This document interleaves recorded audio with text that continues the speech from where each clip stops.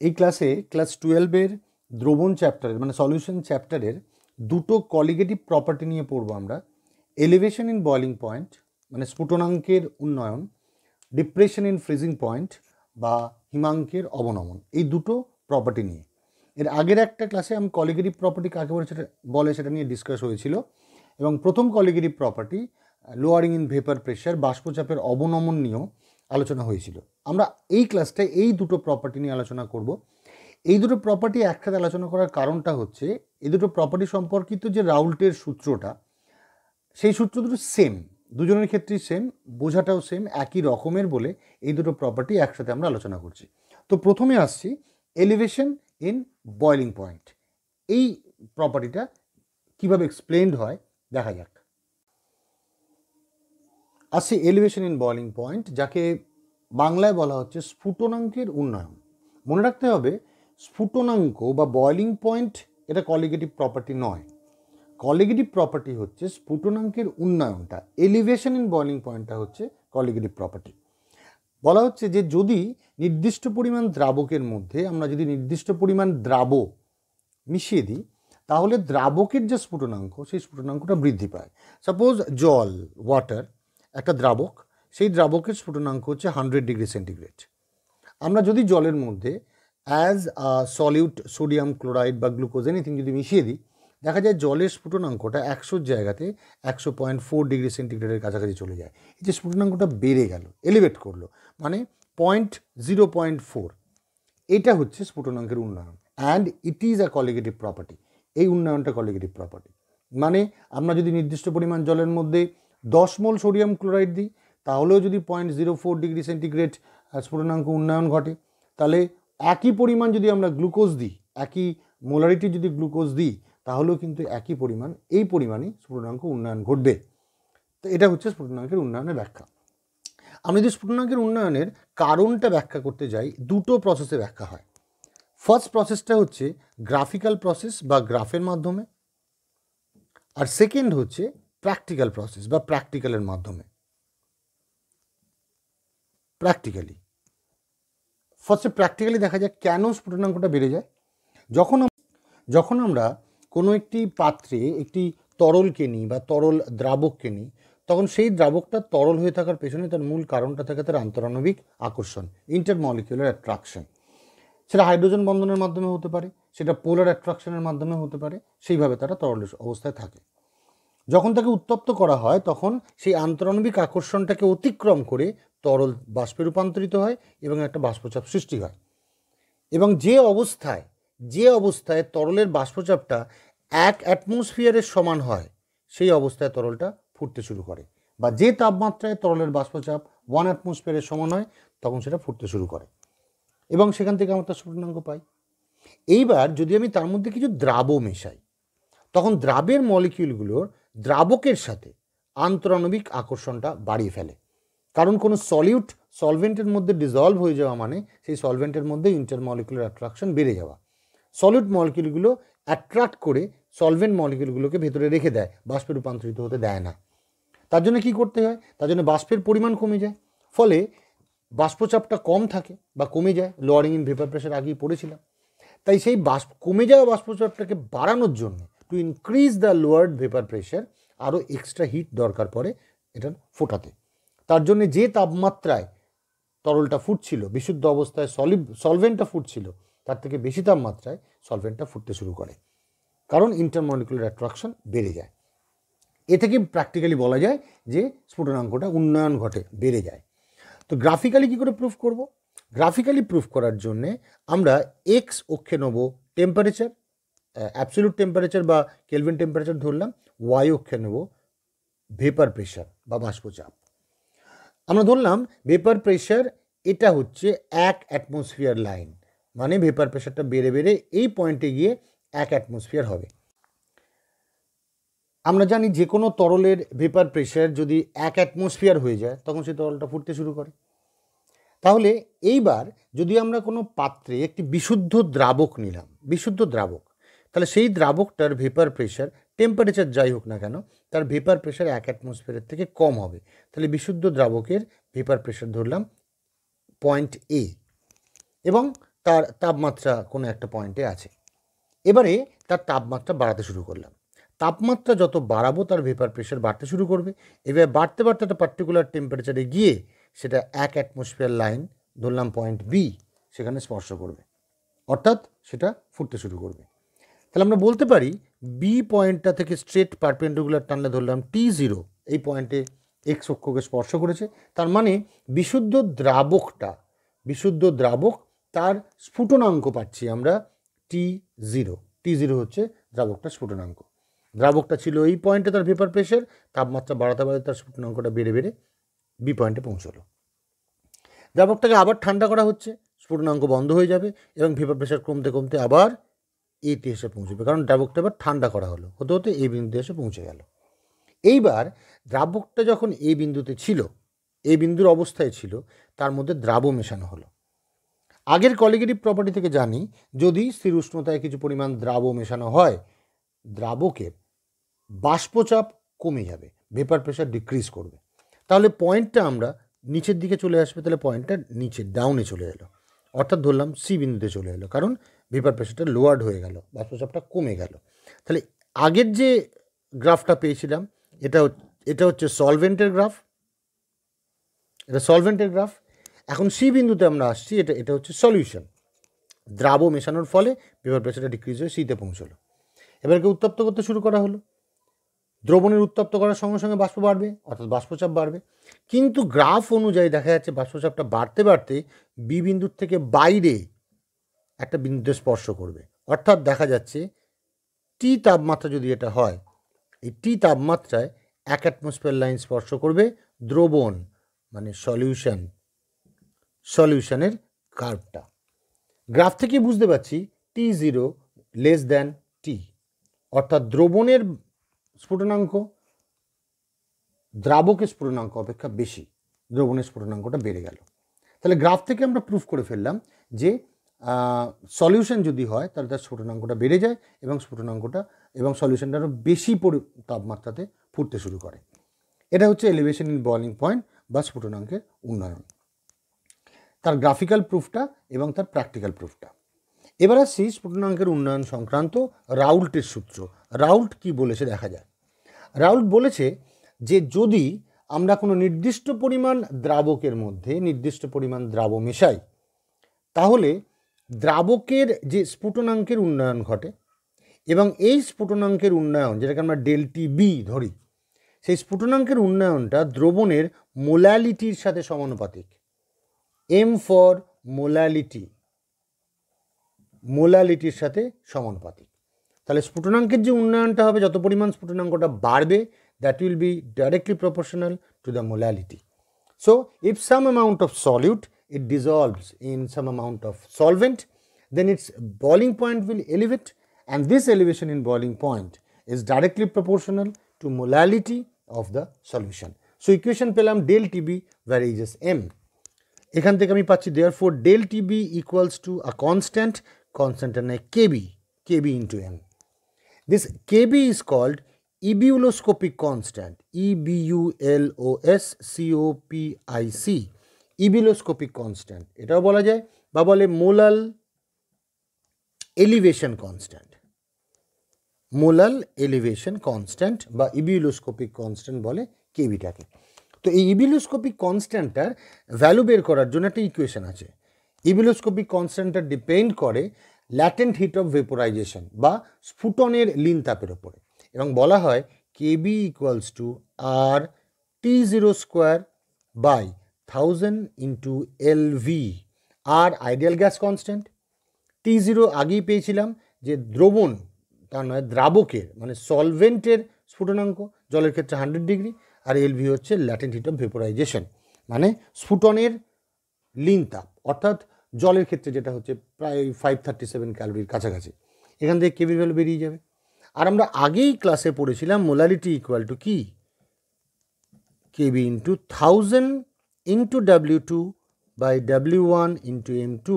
আমার আগের কোনো ভিডিওতে দেখলেই এই মোলালিটি কেন 1000 W2 বাই W1 M2 হয় সেটা এক্সপ্লেন করে দেওয়া আছে।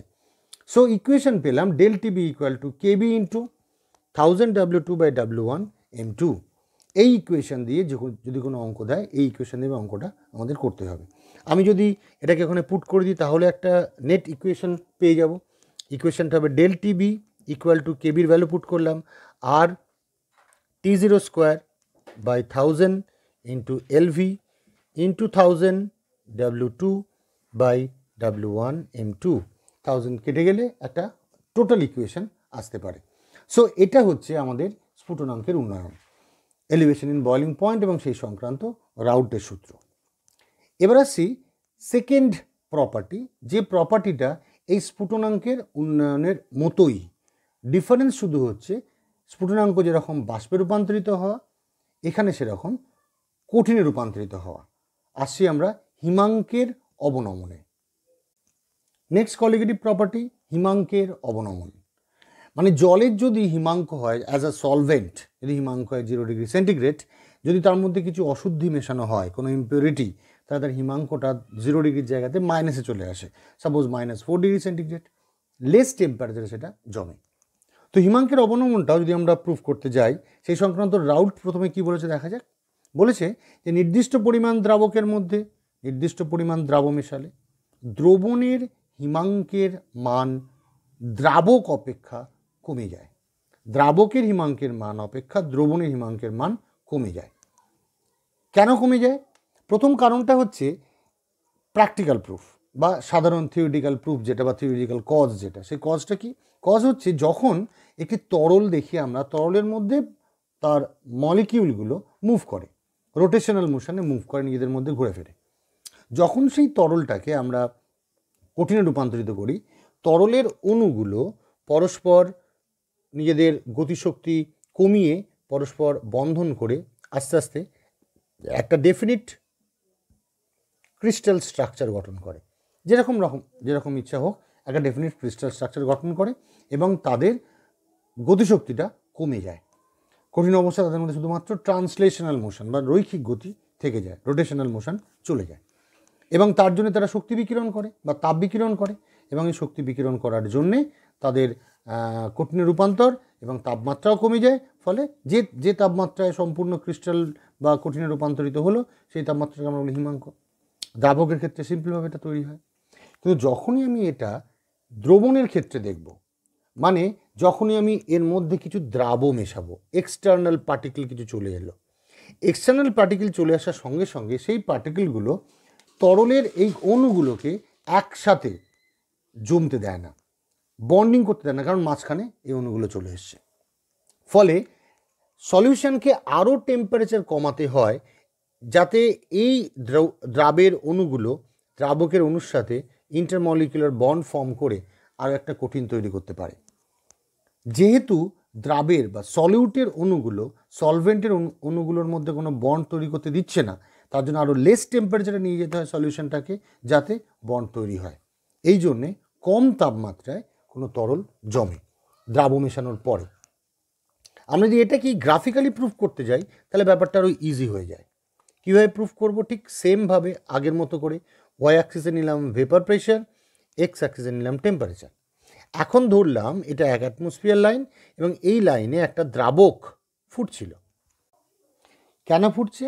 তার কারণ হচ্ছে 1 অ্যাটমসফিয়ার যদি কোনো তরলের বাষ্পচাপ হয় তাহলে সেই তরলটা তখন ফুটতে শুরু করে। স্ফুটনাঙ্কে কোনো তরলের বাষ্পচাপ 1 অ্যাটমসফিয়ার। তো বি পয়েন্টটা 1 অ্যাটমসফিয়ার লাইনে, অর্থাৎ বি পয়েন্টে যদি কোনো তরল থাকে এই তাপমাত্রায়, তখন সে ফুটবে। আমি এবার বি পয়েন্ট থেকে যখন সে ফুটছিল তরলটা বা দ্রাবকটা, তার তাপমাত্রা কমাতে শুরু করলাম। কমানোর ফলে কি হবে? তার আস্তে আস্তে বাষ্পচাপ কমতে শুরু করবে। কমতে কমতে আমি ধরলাম টি পয়েন্টে এসে,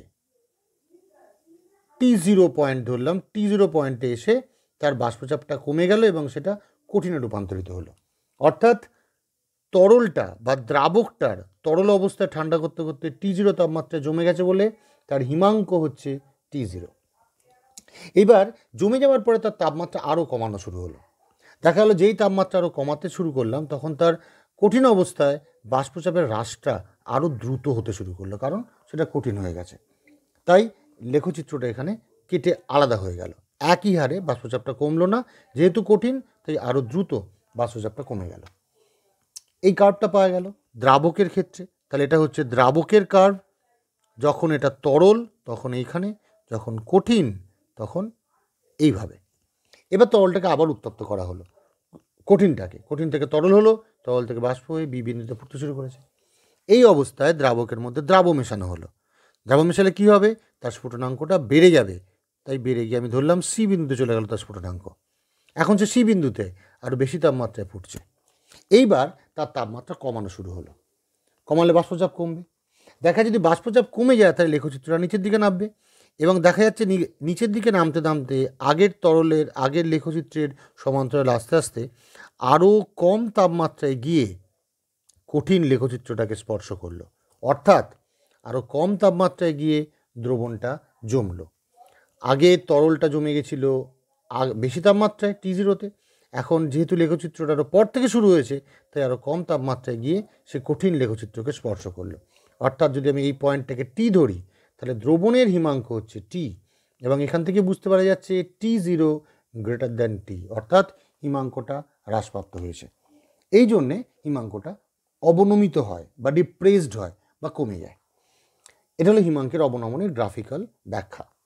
এবারে এই হিমাঙ্কের অবনমন সংক্রান্ত রাউল্টের সূত্র ঠিক স্ফুটনাঙ্কের উন্নয়নে যা ছিল হিমাঙ্কের অবনমনেও সেম, যে নির্দিষ্ট পরিমাণ দ্রাবকের মধ্যে নির্দিষ্ট পরিমাণ দ্রাব মেশালে দ্রবণের স্ফুটনাঙ্ক কমে যায়, হিমাঙ্কের অবনমন ঘটে, স্ফুটনাঙ্ক না, হিমাঙ্কের অবনমন ঘটে। এবং সেই হিমাঙ্কের অবনমন যেটাকে আমরা ডেল টি এফ ধরতে পারি, অর্থাৎ del T F equal to T0 minus T. Del T F দ্রবণের মোলালিটির সমানুপাতিক, ঠিক আগের মতো। তাহলে যদি আমি এটাকে আবার একইভাবে প্রসিড করি, del T F equals to এখানে একটা কে এফ ইন্টু এম হবে। এই কে এফটাকে বলা হয় ক্রায়োস্কোপিক কনস্ট্যান্ট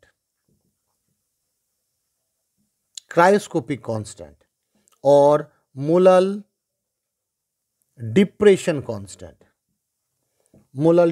কনস্ট্যান্ট বা ক্রায়োস্কোপিক কনস্ট্যান্ট বলে কে এফকে। এখানেও কে এফের একটা নির্দিষ্ট ভ্যালু আছে, বলা হয় কে এফ ইকুয়াল টু 1000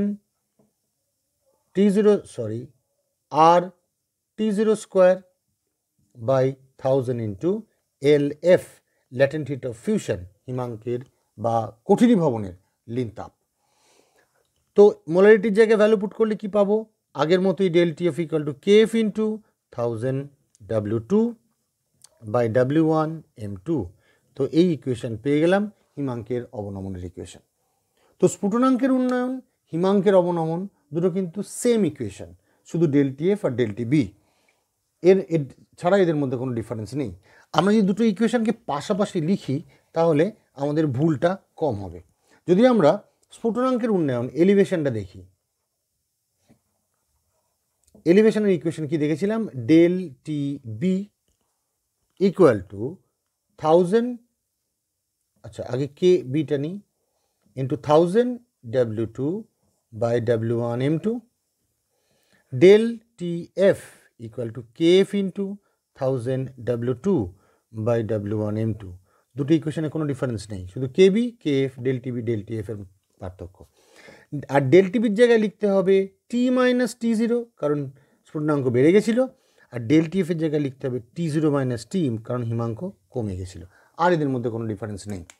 তো এই দুটো কলিগেটিভ প্রপার্টি হচ্ছে দুটো আদর্শ কলিগেটিভ প্রপার্টি, এবং এদের সাহায্যে কোনো দ্রাবের আণবিক ওজন বের করা অপেক্ষাকৃত সহজ। তার কারণ এক্ষেত্রে যে ইকুয়েশন ইউজ হচ্ছে সেক্ষেত্রে দ্রাবকের পরিমাণ এবং কেবি বা কে এফ এর পরিমাণ বের করা বা তাদের মান বের করা অনেক সহজ হয়। তার জন্য আমাদের কোনো দ্রবণের যদি দ্রাবের মলিকিউলার ওয়েট বের করতে হয় তাহলে আমরা সবসময় হিমাঙ্কের অবনমন বা স্ফুটনাঙ্কের উন্নয়নটা ব্যবহার করি। এই গেল দুটো কলিগেটিভ প্রপার্টি, একটা হচ্ছে এলিভেশন ইন বয়লিং পয়েন্ট আর একটা হচ্ছে ডিপ্রেশন ইন ফ্রিজিং পয়েন্ট। এই সম্পর্কে ডাইরেক্টলি সূত্রটা লিখতে দেয় কখনো কখনো, বেশিরভাগ সময় গ্রাফিক্যাল প্রুফ দুটো আর এই ইকুয়েশনগুলোর উপর বেশ করে অঙ্ক করতে দেওয়া হয়। আমাদের অঙ্কগুলো খুব ভালো করে দেখতে হবে। অঙ্ক খুব সাধারণ, ভ্যালু পুট করলেই হয়ে যায়। কোনো কোনো ক্ষেত্রে কেবি বা কে এফ এর মান দেওয়া থাকে, কোনো ক্ষেত্রে দেওয়া না থাকলে লীন তাপের মান দেওয়া থাকে, তো সেখান থেকে আমরা কেবি কে এফ এর মান সহজেই বের করতে পারবো, এবং সেখান থেকে ডেল টিবি বা ডেল টি এফ যা বের করতে বলবে বের করতে পারবো। So all about this two colligative properties.